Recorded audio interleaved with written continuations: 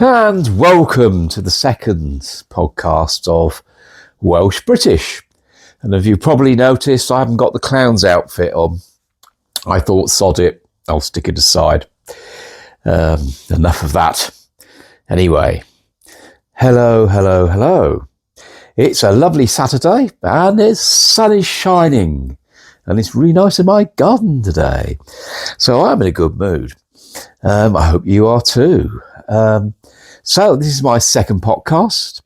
And before we go any further, what I'd like to say is please subscribe. Please give me a tick. And please send me comments on YouTube in terms of what you think and in terms of what your concerns are, what issues you're interested in, and giving me your views on anything you like. And I can bring those up on the next podcasts. So please leave comments on YouTube. And there's also Teleguard. My ID is Welsh British. It's a wonderful app. It's confidential. They don't want your email address, your phone number, or your name. They just give you an ID which you can change and off you go. So it's really, really good because I don't need to know your name and you don't need to know mine really. But that'll probably come out at some point. But and if I bring up one of your concerns and present it on here, then I won't use your names anyway. I'll just say a person from Cardiff or a person from the moon or wherever you happen to come from, really. So there we are. That's that part of it. The other thing I'd like to say, if there's any other YouTubers out there watching, you can clearly tell I'm quite new to this, just my second podcast. So any advice that you can give me, I would be more than welcome. So if you can leave comments or if you can contact me on the Telecard app, then any sort of support, any advice would be very much appreciated. So this podcast is really designed around, I suppose, the state of the nation, looking at politics in general, looking at interesting parts, looking at issues, looking at what people's concerns are and stuff like that, and being transparent and sticking things on the table, really, because the government needs a bit of hand with that, don't they? Because they're not very good at it. And supporting each other and supporting people. That's something the government's not much good at either, isn't it? So we can help them support each other. And, that would be really good, wouldn't it? Before we start, I would like to say, please support the Pink Ladies. They're absolutely magic. They're out there. They're highlighting issues around the safety of girls and women. And promoting that because we know there's issues around that. In fact, there's issues around everybody being safe, but women and girls are perhaps the most important people to keep safe, especially girls and boys as well. The younger generation and the older generation. I need some help. Anyway, so I digress. So today I want to take a quick look at immigration, and next podcast possibly a little bit about the economy, but I'll be guided by you. Once you're sending me some comments on the YouTube comments or you're contacting me on Teleguard, then I can sort of pick stuff up, do a bit of research and sort of present stuff from there, really, which would be good. But it's just a touch on immigration today, really. And acknowledge that there's two types of immigration, isn't there? There's formal immigration where people come through, where they're checked, where they're assessed, where they have to apply for a visa and so forth. So what we can then do is we can reject people that we feel are inappropriate to come into the country, which is anybody that's sort of right of left-wing socialism as far as Keir Starmer's concerned. Judging by his behaviour before the last rally we had at Parliament Square for Unite the Kingdom. Just had to drop that in, really, it's just a dick Starmer, isn't he, after all? So yeah, there's that sort of immigration, and then there's the illegal immigration, the people coming across the channel, and that I think is quite a bit of a different issue because that highlights financial problems for us having to support them, and also huge issues of safety that we all know about. I don't have to really go into that too much. So that's basically it. So to look at a very short part of immigration in the history is that there has been immigration, as we know, into this country over hundreds of years, really. But it sort of took off, increased a lot after the Second World War. And obviously that was because we were rebuilding after our country being devastated by a certain Mr. Adolf Hitler. And we needed people into the country to run the transport systems, to help us rebuild our infrastructure and so forth. They came in and they worked and they were contributing to the economy, which obviously helped the economy to grow, which meant more taxes, which means that the government then had the sort of money that they needed to introduce the welfare state, which we're all very grateful for. So that was after the Second World War. Now, the next period when immigration increased a lot was in 1997. 1997. Oh, yes, it was the Labour government, wasn't it? What a surprise. Tony Blair, 1997, opened the gates and huge amounts of people were coming into the country. But that actually continued right through Blair's government, didn't it? And it went through Brown's government as well. And it went through John Major's government. And then after that, after 2010, then the Conservative governments between 2010 and 2024, they continued letting lots of people in, didn't they? Even Boris Johnson, who had a wonderful chance to do something positive with the big majority that he had then, about 180 majority, I think it was, wasn't it? But he didn't. He let more people in. But in 2024, when Keir Starmer got in, not because anybody particularly wanted him, it's just that they couldn't stand the Conservative Party because of their abundant failures. So you weren't really wanted anyway, Starmer. You were just sort of someone to replace what was awful. Since then, things have become even more awful in many, many ways, haven't they, Starmer?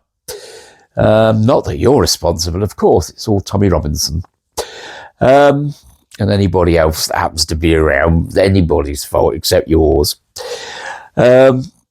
Yeah, so it's got worse in the last 2 years, basically, as well. In fact, a lot more worse than under the Conservative governments, believe it or not.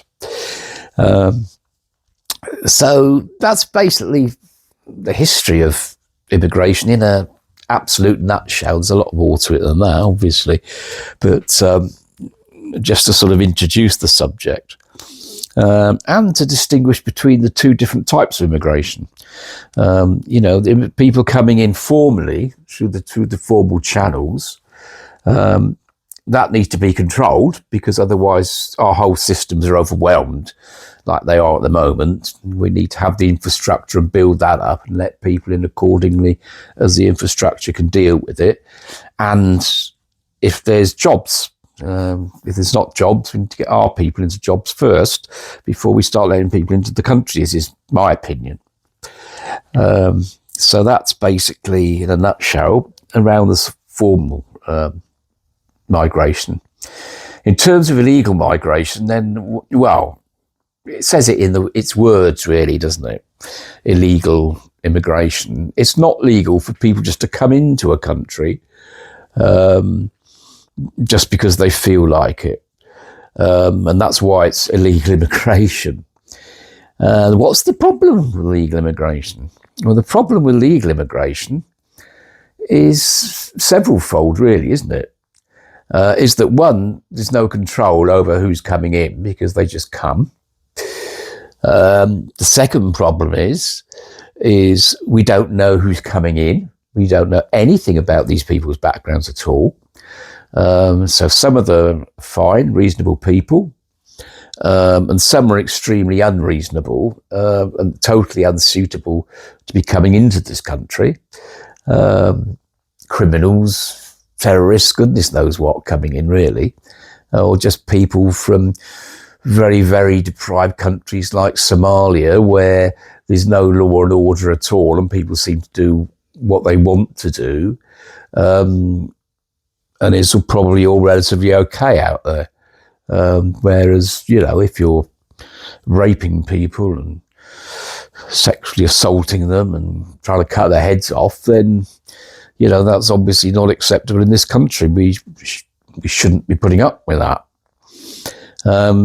So those are the people that are not suitable to come in. But we can't distinguish between the two, can we? Because there's no way to check, and they're not going through a sort of system for that. So that's another problem with it. It's the security of the country and it's the safety of the British people, which the government have responsibility to keep us safe. And they don't do it, do they? In fact, I don't think they even care, actually. So there's that problem. The other problem is finance. It's costing us billions of pounds to keep illegal immigrants in hotels or HMOs or wherever they happen to go. The country's £3 trillion in debt. And we've borrowed a further 24 billion, I believe, last month, when we should be paying off the interest, which is about 120 billion pounds a year. We need to be paying that off plus a little bit more to bring the debt down. But no, with 3 trillion in debt and the Chancellor of the Exchequer, Rachel Thieves, has borrowed an extra 24 billion last month. You couldn't make it up, could you? So there's the financial reason for it as well. So in a nutshell, there's a lot of problems around that, isn't there, really? The other aspect of it is, of course, is that the people of this country, through voting in a number of general elections,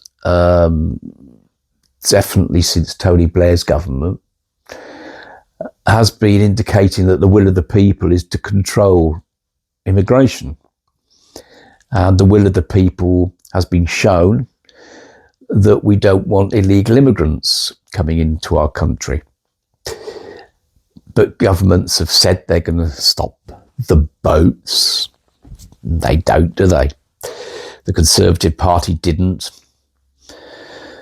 This lot, the Labour Party, Communist Labour Party, they got no interest in stopping the boats because they can be stopped. It can be done. And that's something we can go into some detail about in another podcast if you'd like me to do that. But that's as far as I want to go on immigration. I'm just throwing a few bits in for people to think about. So please make comments in the YouTube comments, and please download the app if you want to, Teleguard. My ID is WelshBritish, and you can send me messages on there. It's perfectly confidential. You needn't let me know your name. I won't disclose that anyway. And then I can look at what you're saying to me. You might want to go into more detail about certain things that I've said on this podcast. You might have some ideas of what this podcast should be. You might have issues and concerns that you want to raise with me that I can look into, and then we can talk about that.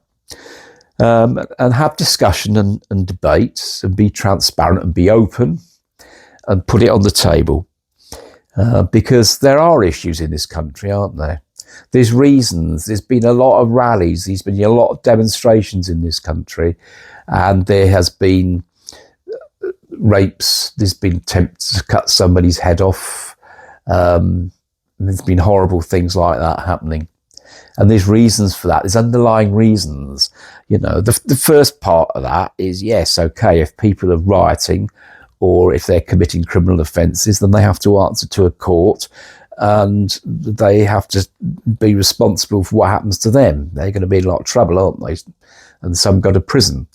But that's only the first thing, you know. When Keir Starmer sort of says the full weight of the law and all this sort of thing, then fair enough for people that have been rioting. But that's only half of it. That's just the beginning. It's not even half of it, is it? You know, the next part is to actually be talking. Government should be talking. Local councils should be talking.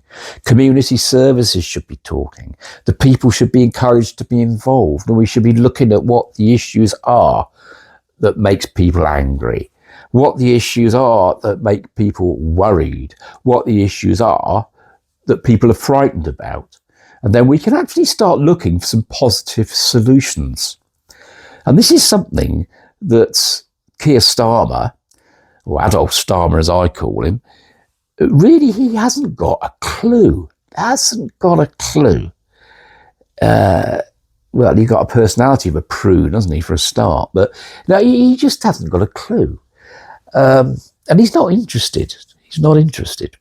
He's just interested in his own power, basically, I think. That's only my view. So please comment in YouTube. Please download Teleguard and let me know. And then next podcast can be either looking at the economy, or it can be about something completely different. It could even be about dieting or cooking or anything that you want to talk about. It doesn't have to be politics. So get in touch and have a lovely weekend.